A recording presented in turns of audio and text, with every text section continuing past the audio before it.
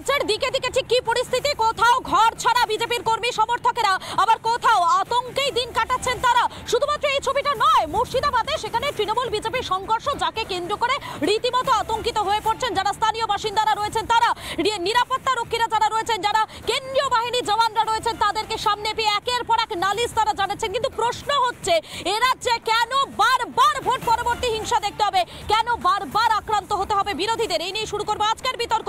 এবং এই মুহূর্তে আমার সঙ্গে যারা যারা অতিথিরা রয়েছেন আলাপ করিয়ে দেবো, রয়েছেন রুদ্রাঙ্ক সান্যাল রয়েছেন আমার সঙ্গে, এবং এর পাশাপাশি রাজনৈতিক কর্মী রয়েছেন, এবং রয়েছেন আমার সঙ্গে অপর রাজনৈতিক কর্মী সুপ্রতীক সরকার রয়েছেন আমার সঙ্গে বিজেপির মুখপাত্র পৃথ্বীরাজ মুখার্জি রয়েছেন আমার সঙ্গে, রয়েছেন স্নেহায়ন সরকার রয়েছেন বিজেপির অপর মুখপাত্র রয়েছেন, এর পাশাপাশি আইনজীবী রয়েছেন নীলাভ ব্যানার্জি রয়েছেন আমার সঙ্গে। প্রত্যেকের কাছে আমি চলে যাবো, তবে প্রথমেই আমার মনে হয় এই রাজ্যের পরিস্থিতিটা আপনারা প্রত্যেকেই দেখতে পাচ্ছেন, দিকে দিকে ঘর ছাড়াদের সংখ্যা বাড়ছে, আর যারা ঘর ছাড়া তারা দাবি করছেন যে তারা বিরোধী, তারা বিজেপি করেন, এবং তাদেরকে আক্রান্ত হতে হচ্ছে রাজ্যের শাসক দল তৃণমূল কংগ্রেসের হাতে। কেন এই অভিযোগটা উঠবে বলুন তো বারবার? আর এই ছবিটা না পুরনো, বহু পুরনো, বিধানসভা নির্বাচনের পরও একই ছবি দেখা হয়েছিল এবং এখনো দাঁড়িয়ে একই ছবি দেখতে পাচ্ছি আমরা। দেখুন, অভিযোগ আসছে আমাদের মানে তৃণমূল কংগ্রেসের এগেনস্টে, অভিযোগ তো দিনের পর দিন মানে করেই যাচ্ছে বিজেপি, কিন্তু আজ অবধি কোনো অভিযোগে সেটা একটা প্রমাণ, একটা আমার একটা প্রশ্ন রয়েছে আপনার কাছে, এই অভিযোগ যে হচ্ছে সেই অভিযোগের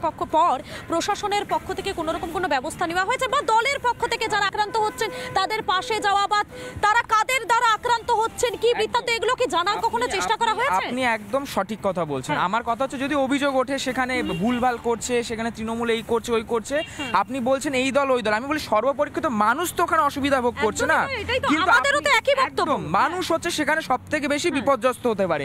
কিন্তু আপনি যদি দেখেন যে আমাদের এক মাস আগে থেকে দেখুন, তৃণমূল কংগ্রেসের এগেইনস্টে অনেক অভিযোগ, কিন্তু মানুষ কিন্তু উত্তর দিল তৃণমূল কংগ্রেসের স্বার্থে। আমার একটা প্রশ্নটা রুদ্রাঙ্ক, আমার প্রশ্নটা ছিল একটাই, যে রাজ্যের মানুষ যখন দিকে দিকে আক্রান্ত হচ্ছেন, আমি প্রত্যেককে বলবো এদিকে চলে আসার জন্য, যখন রাজ্যের মানুষ দিকে দিকে আক্রান্ত হচ্ছেন, যখন তারা বলছেন যে তারা বিরোধী করছেন, বিরোধী দল করেন বলে তারা আক্রান্ত হচ্ছে, আপনাদের দিকে অভিযোগের ঠিক তখন আপনাদের পক্ষ থেকে তাদের সঙ্গে যোগাযোগ করা হয়েছে, তাদের কাছে জানতে চাওয়া হয়েছে যে দলের কোন কর্মীর দ্বারা তারা আক্রান্ত হচ্ছেন, এই ধরনের কোনো পদক্ষেপ কি নেওয়া হয়েছে আপনাদের পক্ষ থেকে? আমি বলছি, আমি যেটা বললাম যে মানুষ বিপর্যস্ত হচ্ছে, আপনার কথা আমার প্রশ্নের উত্তরটা কি আপনি দেবেন? দিয়ে পাশে কি দাঁড়িয়েছেন? একদম আমি বলছি, শুনুন, আমি বলি যে বিজেপির এটা হচ্ছে আগাগোড়ায় উঠছে। আমি আপনার কাছে, আপনাদের পক্ষ থেকে কেউ পাশে দাঁড়িয়েছে, হ্যাঁ কি না? আমি হ্যাঁ কি নাই উত্তর চাই। আপনি যদি দেখেন অনেক আমার কাছে মনে হয় এর কোনো উত্তরটা নেই। না, দেখুন, বিষয়টা হচ্ছে এখন পশ্চিমবঙ্গের মুখ্যমন্ত্রী সংবিধান মুক্ত বিরোধী শূন্য পশ্চিমবঙ্গের করবার হুঁশিয়ারি দিচ্ছে, মানে পশ্চিমবঙ্গ গড়বার হুঁশিয়ারি দিচ্ছে। কারণ আমরা দেখতে পাচ্ছি ওরা অস্বীকার করছে যে কোনো পোস্ট পোল ভায়োলেন্স হয়নি। আমি একদম পরিষ্কার কথা আপনাকে বলি, ফিরাদ ববি হাকিম বলছে যে পোস্ট পোল ভায়োলেন্সে আমাদের কর্মীকে আমরা বিসর্জন দিয়েছি। তাহলে যদি কোনো পোস্ট পোল ভায়োলেন্স হই না থাকে, তাহলে তাদের কর্মীকে তারা কিভাবে বিসর্জন দিল, সেই উত্তরটা তাদের আবার ফিরাদ হাকিম এটাও বলেছেন যে তৃণমূল কংগ্রেসের কর্মীরা কিন্তু প্রাণ হারাচ্ছে, আর তার সাথে বিজেপি এখন বাইরের দেশ থেকে, মানে বাইরের রাজ্য থেকে, ত্রিপুরা যে এই যে আমার প্রশ্নটা, সেই প্রশ্নটার উত্তরটা তো রুদ্রাঙ্ক দিতে পারলো না, যে আপনাদের পক্ষ থেকে কি কেউ কি গিয়ে এই কর্মীদের পাশে দাঁড়িয়েছেন, যারা আক্রান্ত হচ্ছেন তাদের পাশে দাঁড়িয়েছেন? দেখুন, অভিষেক বন্দ্যোপাধ্যায় পরিষ্কার, আপনার কাছে আমি কারো বার্তা বা কিছু নয়, আমি আপনার কাছে শুধু একটা প্রশ্ন জানতে চেয়েছি, যেটার উত্তরটা আমি জানতে চেয়েছি, কেউ কি পাশে দাঁড়াচ্ছেন, হ্যাঁ কি না? পুরোটা না শুনলে আপনি কি করে বুঝবেন? পুরোটা শুনুন।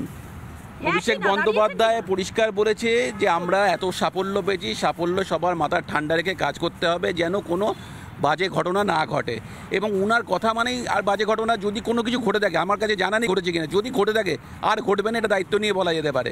কারণ অভিষেক বন্দ্যোপাধ্যায় আমাদের সর্বোপরি নেতা, মমতা বন্দ্যোপাধ্যায়ের পরেই উনার কথাই শেষ কথা। আর যেটা বলছে কিছুটা তো বিজেপি ষড়যন্ত্র, নিজেদের মধ্যে ঝামেলা করে তৃণমূলে ঘাড়ে দিচ্ছে, আমাদের পার্টি অফিসও ভাঙা হচ্ছে। আচ্ছা, এই হিংসা বন্ধের ক্ষেত্রে আপনাদের কি ভূমিকা নেওয়া হচ্ছে আপনাদের পক্ষ থেকে?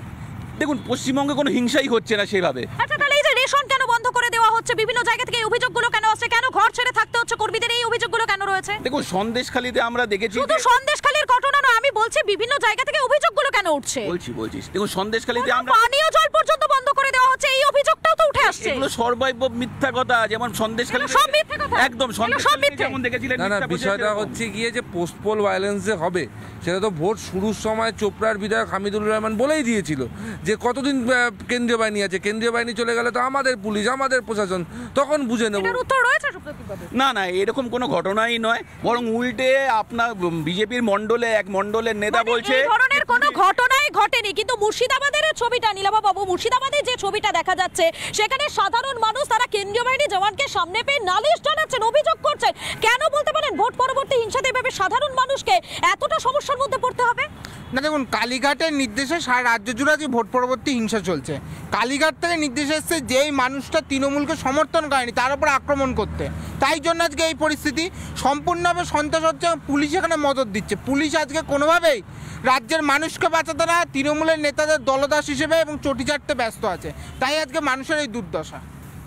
আচ্ছা আচ্ছা, আপনার একটা কথা বলুন তো, আপনাদের এই যে ভোট পরবর্তী হিংসা নাকি হয়ই না, এর আগে আমরা দেখেছিলাম ভোট পরবর্তী হিংসার ক্ষেত্রে সিবিআই তদন্তের একটা নির্দেশ এসেছিল, সেক্ষেত্রে হাইকোর্টে বলা হয়েছিল রাজ্যে নাকি ভোট পরবর্তী হিংসা হয় না। আপনারা কখনোই ভোট পরবর্তী হিংসাটা দেখতে পান না, কিন্তু রাজ্যের বিভিন্ন জায়গা থেকে অভিযোগটা তো উঠে আসে। দেখুন, আমি আবারও আপনাকে বলছি, অভিযোগ অভিযোগ অভিযোগ, মানুষের সমস্যা হচ্ছে, কিন্তু মানুষ কিন্তু ভোট বাক্সে মানুষের সমস্যাটা হচ্ছে, মানুষের পাশে কি দাঁড়াচ্ছেন আপনারা? 100% আমরা দাঁড়িয়েছি। মানে এই সমস্ত যে অভিযোগগুলো, এক মিনিট রুদ্রাঙ্ক বাবু, এই যে অভিযোগগুলো উঠে আসে, কোথাও রেশন সামগ্রী দেওয়া হচ্ছে না, কোথাও পানীয় জলের সমস্যা রয়েছে, পানীয় জল তারা পাচ্ছেন না, শুধুমাত্র একটাই তাদের অপরাধ যে সেই এলাকা থেকে বা সেই কেন্দ্র থেকে বিরোধী দল তারা লিড পেয়েছে। এক্ষেত্রে আপনাদের কি অভিযোগ? মানুষ আমাদের সাথে আছে, আমরা মানুষের সাথে আছি। এই মুহূর্তে কি বলুন তো, জেপি নাড্ডা এই রাজ্যে কিছু জনকে পাঠাচ্ছে। আমি আপনার কাছে আমার একটা প্রশ্ন রয়েছে। আপনি আপনার বাড়ি ঘর ছেড়ে, আপনার পরিবার পরিজন ছেড়ে অন্য জায়গায় গিয়ে থাকবেন? আপনার কি একবারও পরিবারের কথা মনে পড়বে না? থাকবেন কি? আমরা আগাগোড়ায় বিজেপি প্রচুর নাটক দেখেছি। এটা নাটক, ঘর ছেড়ে থাকাটা নাটক, বিজেপি নিজের পরিবার পরিজন থেকে দূরে থাকাটা নাটক। এই রাজ্যে বিজেপি এটা নাটক, আপনাদের কর্মীরা নাটক করছে। প্রকাশ্যে দাঁড়িয়ে যেই নেতা বলছে আমাদের ভোট দেয়নি বলে মাথাভাঙা টাউন এবং দিনহাটা টাউনকে আমরা টাকা স্যাংশন করব না, এবং কোচবিহার। উত্তরবঙ্গে উদয়ন গুহ দাঁড়িয়ে এবং বলছে, কোচবিহার, হ্যাঁ ধূপগুড়ি। একদমই তাই। আর তারপরে আমরা দেখতে পাচ্ছি খালি এইটা না, এইটা ছেড়ে দিলে আমরা গতকালে দেখেছিলাম বেলগড়ি একটা শুট আউট হয়েছে। ওই শুট আউট যেখানে হয়েছে সেখান থেকে 50 মিটার দূরে থানা, প্রশাসন ওখানে রুখতে ব্যর্থ সেই শুট আউট। রয়েছে? আমি ওনাকে আবারও বলছি যে শোনো ভাই, তোমরা এই যে রাজ্যের সবথেকে বড় একটা নাটকের ফোন দিয়ে আমি এক মিনিট যে ছবিটা আমরা নীলাভা বাবু দেখতে পাচ্ছি, যে ঘর ছাড়া এত কর্মী যারা আক্রান্ত হচ্ছেন, যারা কাঁদছেন, যারা কেন্দ্রীয় বাহিনীর জওয়ানদের সামনে বসে বলছেন যে তাদের পাশে দাঁড়ান, তারা প্রত্যেকে নাটক করছে। রুদ্রাঙ্ক বাবু তো তাই বলছেন। না দেখুন, আমি একটা তথ্য বলি, বহরমপুর পৌরসভার 14 জন কর্মী তারা কংগ্রেস করেন বলে তাদের চাকরি নিকাছে। সেই নিয়ে অধীর রঞ্জন চৌধুরী, মমতা ব্যানার্জি মানে মুখ্যমন্ত্রী যেহেতু তিনি, তাকে একটা চিঠি লিখেছেন। এছাড়া আমি বলছি বারাসাত পৌরসভায় কংগ্রেস করেন বা একজন মহিলা কর্মী, তিনি তার চাকরি খেয়েছে কেন? তার স্বামী কংগ্রেস করে তাই। অর্থাৎ যারা বিরোধী রাজনৈতিক দল করে বা তার পরিবারের কেউ রাজনৈতিক দল করে, তার স্বামী করুক স্ত্রী করুক, তাদের চাকরি খাচ্ছে তৃণমূল, তাদের বাড়িতে হামলা করছে তৃণমূল, আর ওনারা বলছে নাটক। আচ্ছা, নীলাভা বাবু, আপনি তো একজন আইনজীবী। এর আগে তো ভোট পরবর্তী হিংসার ক্ষেত্রে একটা নির্দেশ দেওয়া হয়েছিল যে তদন্ত সঠিকভাবে করতে হবে, সিবিআই দিয়ে তদন্ত করতে হবে। এত বড় পর্যন্ত রায় হয়ে গিয়েছিল, কিন্তু কখনোই তো দেখতে পাচ্ছি না যে রাজ্যের শাসক দল কিছুই দেখতে পাচ্ছে। তাদের কাছে সব পুরোটাই নাটক মনে হচ্ছে। না, আর একটা কথা আমি বলি, এখানে সিবিআইকেও দায়িত্ব নিতে হবে, কারণ যখন কোর্টের রায়দান আসছে সেখানে সিবিআই তদন্ত, যারা প্রমাণিত যেগুলো দুষ্কৃতী, যারা দিনের পর দিন ভোট পেয়ে, তাদেরকে কেন ছেড়ে রেখেছে সিবিআই? সেই চোরগুলোকে, সেই দুষ্কৃতীদেরকে কেন অ্যারেস্ট করছে না? এই প্রশ্নটা আমাদের মনেও থাকছে, যার ফলে আজকে মানুষ জীবনহানি হচ্ছে, তার কর্মহানি হচ্ছে, তাকে তার বাড়িঘর ছেড়ে একটা বিষয় দেখুন, যে বারবার করে অভিযোগ উঠে আছে যে সাধারণ মানুষ যতবার পুলিশ প্রশাসনের কাছে গিয়েছে, পুলিশ নাকি এফআইআরই নেয় না, পুলিশ নাকি পাশেই দাঁড়ায় না তাদের। পশ্চিমবঙ্গের পুলিশের অবস্থা কি জানেন? সন্দেশখালীর একটা ঘটনা বলছিল না, পুলিশের কাছে অভিযোগ জানাতে হলে বলে শাহজাহানের কাছে যাও। সারা পশ্চিমবঙ্গে ওই থানাগুলো হয়ে গেছে আজকে তৃণমূলের পার্টি অফিস। মানে এইগুলো উনাদের জোটসঙ্গী সিপিএম করতো, সেই জন্য উনার মাথায় এগুলো ঘুরপাক খাচ্ছে। তৃণমূল জামানা এগুলো কিছুই হয় না। তৃণমূলের যে মানুষটা পুলিশের কাছে যায় আপনারা ক্ষমতায় এখনো সে সঙ্গে সঙ্গে বিচার পায়। আপনি এক মিনিট, কিভাবে কি বলেন আপনি? সঙ্গে সঙ্গে সে বিচার পায়? সঙ্গে সঙ্গে সে বিচার রাজ্যের পায়। মানুষ এই অভিযোগটা কেন বারবার করে যে ভোট পরবর্তী হিংসার ক্ষেত্রে তারা থানার দ্বারস্থ হলে, তারা পুলিশের দ্বারস্থ হলে কোনো রকম কোনো এফআইআর হয় না? এগুলো যেগুলো করছে বেশিরভাগই বিজেপির এগুলো সাজানো ঘটনা। আপনাদের সাজানো ঘটনা এগুলো? না, সাজানো ঘটনা যদি হয়েই থাকে, বিষয়টা হচ্ছে গিয়ে রামপুরহাট পৌরসভার 4 নম্বর ওয়ার্ড, একটা ছোট ওয়ার্ড, সেই ওয়ার্ডে বিজেপি লিড নিয়েছে বলে জল বন্ধ করে দেওয়া হয়েছে। এইবার যে মোড়টা নেওয়া হয়েছে সেটা মানে শারীরিকভাবে আক্রমণ করার থেকে বেশি জীবন জীবিকায় আক্রমণ করা হচ্ছে। পৌর পরিষেবা আপনি তো একটু আগে বলছিলেন যে সাজানো ঘটনা, তাহলে কি আদালতও সাজানো ঘটনা বলে? আদালত তাহলে কেন নির্দেশ দিয়েছিল যে প্রত্যেকটা অভিযোগকে এফআইআর আকারে নিতে হবে? এই নির্দেশটা আদালতের পক্ষ থেকে দেওয়া হলো, আপনারা কি কোনো কিছুই মানবেন না? না না, আমরা পরিষ্কার মানছি, আমাদের দল একদম পরিষ্কার আপনি তো দল। বলছেন সাজানো ঘটনা, মানছেন কোথায় আপনারা? হ্যাঁ, আমরা সন্দেশখালীতে দেখেছি তো সাজানো আরে ঘটনা। এই যে ভোট পরবর্তী হিংসা, এটাও সাজানো? এগুলো তারই একটা পার্ট। আজকে এটা ওদের কি তারই পার্ট?